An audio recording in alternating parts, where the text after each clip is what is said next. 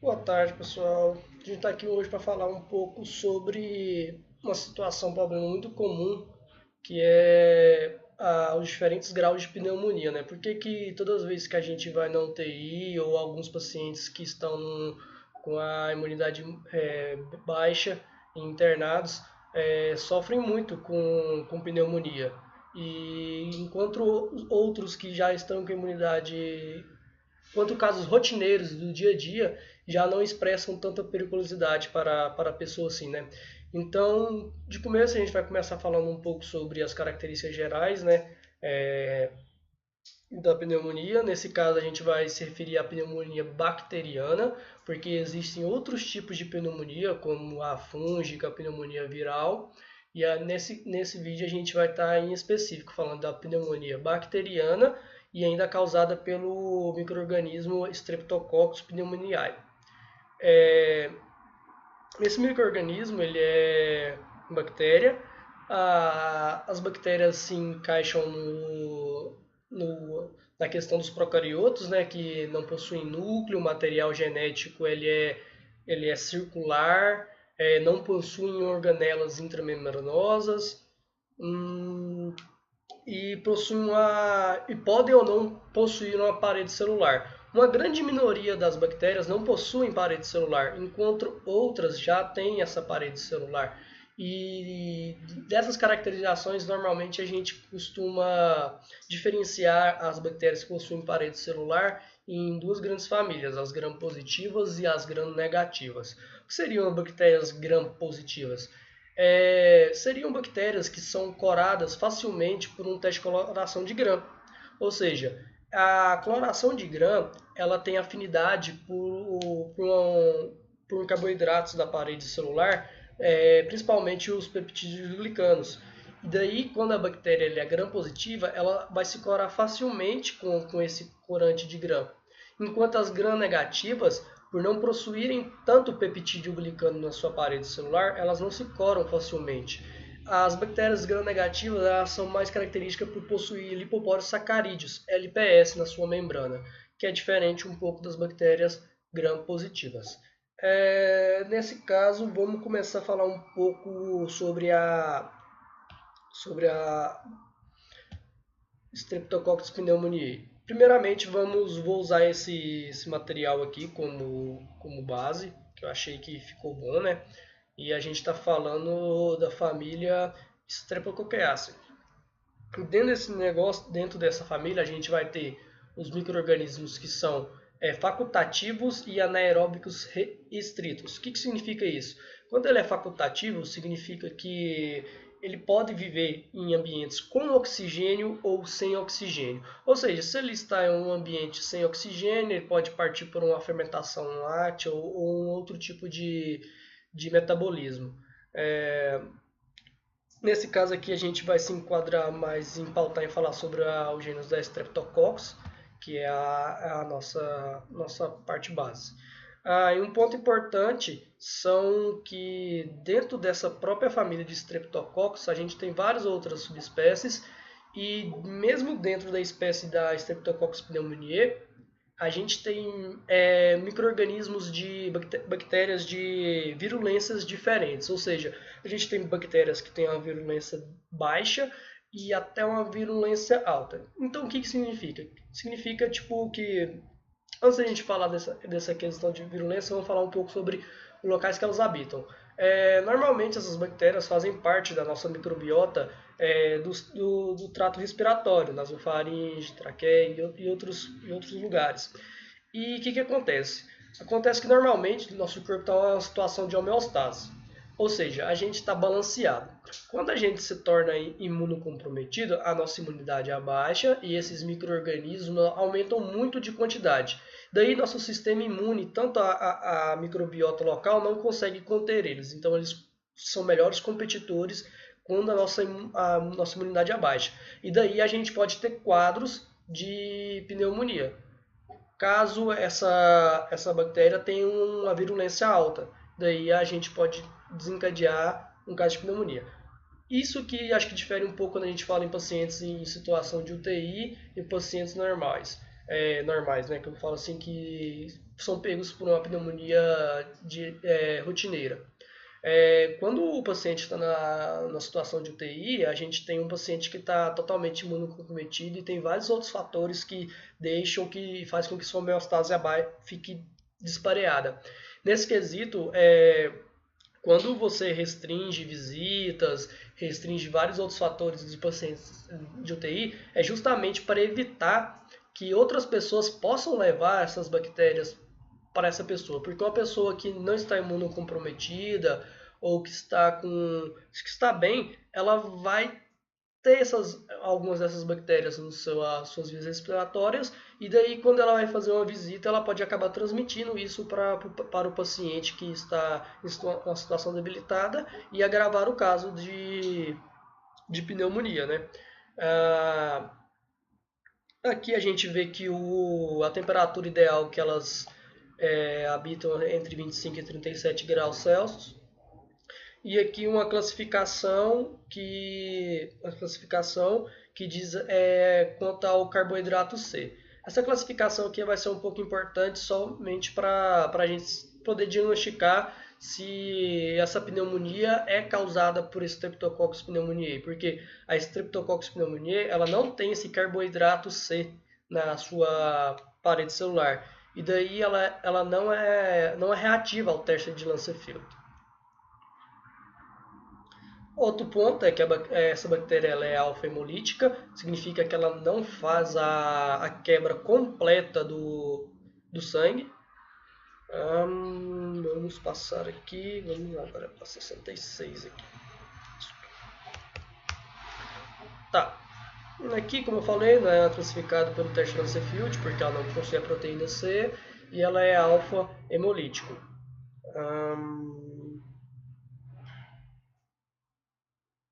Aspectos gerais, né? Primeiro é pneumonia, relato de caso, 1981, Diplococcus pneumoniae. É um notório microorganismo mundial, que nem eu falei, a gente acaba tendo muitas mortes, principalmente por pessoas debilitadas. Como a gente vê, a disseminação pega muito pessoal da África, mas é por questões socioeconômicas e outros fatores. Normalmente a pneumonia é algo relevante mais no inverno. Características gerais, né? São cocos, medem entre 0,5 e 1,2 micrômetros. Aqui, ó, fatores de virulência, né? Os fatores de virulência são a capacidade que essa bactéria tem de desencadear um grau de patogenicidade alto, ou seja, quando ela invade os alvéolos ou invade o tecido alvo dela, como ela faz para ficar ali e o que ela fez para chegar até ali. Esses fatores de virulência geralmente são proteínas que ajudam a que a bactéria rompa um pouco o sistema imune e também cause danos ao tecido. Como a gente pode falar da capacidade dela de fagocitar sangue, a capacidade dela de penetração na membrana, e basicamente isso. Então, patogenicidade. Tá. O que a gente pode falar um pouco? Quando a gente se encontra quando a pessoa pega uma bactéria de pneumonia, o que acontece? A gente tem um fluxo normal de ar entrando nos alvéolos.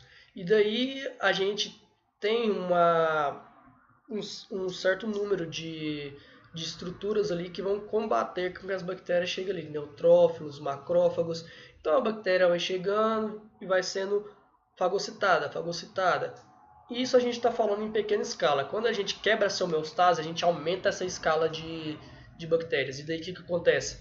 A quantidade desses neutrófilos, desses macrófagos, não consegue mais suprir essa demanda. E daí as bactérias vão se alojar nos alvéolos. E aí, o que a gente vai acontecer? A gente vai ter o deslocamento desses macrófagos, primeiramente da área do sangue para o tecido alveolar. Daí a gente causa inflamação. Dentro de inflamação, a gente pode levar a casos de purulência e a gente pode levar também a derrames pleurais. Fatores disso, como eu falei, as idades, né? Tanto crianças quanto idosos, justamente pela questão da imunidade. E, e quando a gente leva esse quadro de inflamação, a gente leva a também essa purulência que se forma aqui, ó, ela facilita, tanto pelo fato de ser pus, quanto pelo fato do escarro ter muito carboidratos e outras coisas mais, a gente leva a um habitat muito favorável para a proliferação da Streptococcus pneumoniae.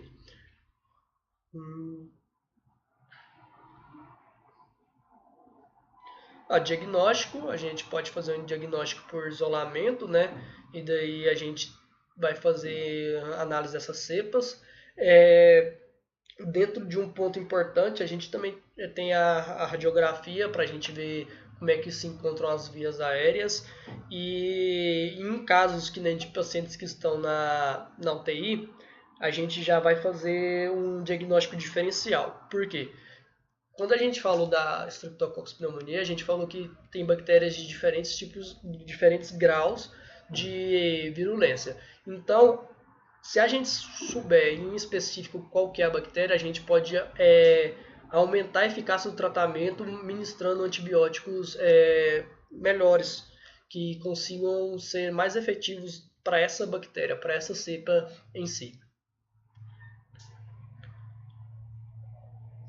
Identificação sorológica, o tratamento. A gente vai ver por antibióticos, penicilina, né, anti-inflamatórios, porque a gente causou a inflamação desse tecido alveolar, na tentativa de conter na tentativa do sistema imune em combater essa bactéria. E a gente também tem as vacinas, né? Só que as vacinas geralmente elas não são 100% eficientes. Mas por quê? Porque a gente tem diferentes tipos de bactérias, né? De causadores da pneumonia. E em específico ainda da pneumoniae. Então a gente tem aqui as 23 valentes, que quando a gente fala isso, a gente está falando que ela é específica para 23 tipos diferentes de cepas diferentes da bactéria. E geralmente essas 23 aqui são as que são mais recorrentes no dia a dia no ambulatório, que a gente vê no dia a dia como sendo as mais causadoras da doença, né? O que mais tem pra gente citar sobre pneumonia? Deixa eu ver aqui se eu abordei todos os pontos alvos da discussão aqui. Que os pontos alvos significaria a classificação de bactérias, isso a gente fez. As principais bactérias classifica as bactérias gram-positivas de importância médica quanto à morfologia, a motilidade, o habitat e a formação de esporos. Tá, isso aqui tá aqui, ó. Não, tá aqui não, tá aqui. Exatamente. As principais bactérias gram-positivas são do gênero Staphylococcus. As gêneros Staphylococcus são aquelas que formam caixinhas de uvas. A gente pode enquadrar a aureus e epidermides. A aureus também a gente é um ponto relevante para a pneumonia. Ela é muito recorrente em quadros de pneumonia, a Staphylococcus aureus. A gente pode falar da Streptococcus, que são cocos expostos em fileiras. A gente tem a piogênese e a pneumoniae, que foi o alvo do nosso estudo. Os bacilos, que é em forma de bastonete, né? A gente tem o Anthracis cereus. O Anthracis foi aquele muito discutido tempos atrás como uma guerra bioquímica, né?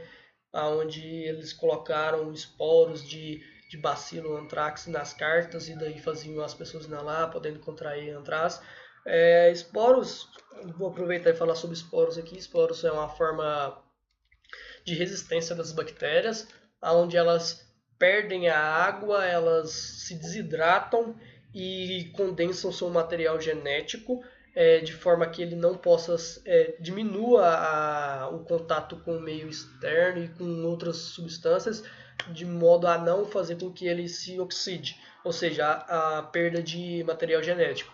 E daí quando ela se encontra em uma situação favorável, seja de pH, temperatura e nutrição, elas voltam a se proliferar, né? A gente também tem os lactobacilos, as do gênero Clostridium também são muito relevantes, a Botulinum, a Tetani, Perficia difficilis. Algumas podem apresentar motilidade através de flagelos. É, e dentro da A3, que eram os principais gêneros que a gente estaria falando das doenças respiratórias, a gente pode citar o Staphylococcus aureus, a Streptococcus pneumoniae, a Bacilo anthrax e a causadora da difteria. Eu acho que o demais. Faltou falar um pouco sobre do tratamento. O tratamento a gente falou, né? Diagnóstico diferencial, a gente falou da radiografia e da coleta de material, pode ser tanto das vias aéreas ou quanto do pulmão em si. E daí a gente faz uma hemocultura ou faz no próprio exame de sangue, talvez possa ter, porque quando a gente se aumenta muito essa bactéria e os pulmões são um tecido muito irrigado, a gente pode ter uma causa de sepsis, né, que é a saída dessas bactérias para a corrente sanguínea. Nesse caso, quando a gente desencadeia ver isso no exame de sangue, a gente já tem um caso muito grave já. Como todo mundo sabe, nesses inverno evitar lugares fechados, é, se puder andar sempre com aquelas máscaras que evitam um pouco o contato com o meio externo. A transpiração se dá por vias aéreas, ou seja, a principal causa é espirro e tosse, ou seja, você dá aquela tossida na mão e pega lá no corrimão, outra pessoa passa e pega também, é bem comum. E vamos ver o que mais. No demais, acho que é só isso, é a questão que a gente discutiu. É, Normalmente, nossa imunidade está em homeostase, então esses organismos eles convivem de forma comensal com o nosso corpo e com os outros micro-organismos que compõem a nossa flora respiratória, né? Flora não, a nossa microbiota respiratória. A gente não tem só microbiota intestinal, mas a gente tem microbiotas em diferentes partes do corpo. Inclusive também a respiratória. Então a gente convive basicamente com essas bactérias. As cepas mais virulentas talvez estejam bem em baixa quantidade nas nossas vias respiratórias, o que não leva a um caso clínico de pneumonia. Então é que nem a própria Hanai fala, né? É tudo uma questão de homeostase, de imunidade boa, juntamente com a quantidade do micro-organismo que está habitando. Se a gente aumenta muito o nível de micro-organismo, a gente dificulta as respostas imunes a esses micro-organismos e a contenção deles. Por isso que é bom evitar várias situações em ambientes de UTI, porque o paciente já se encontra imunocomprometido e daí a gente vai ter que, um caso de pneumonia nessa situação é muito grave. No demais é só isso. Obrigado.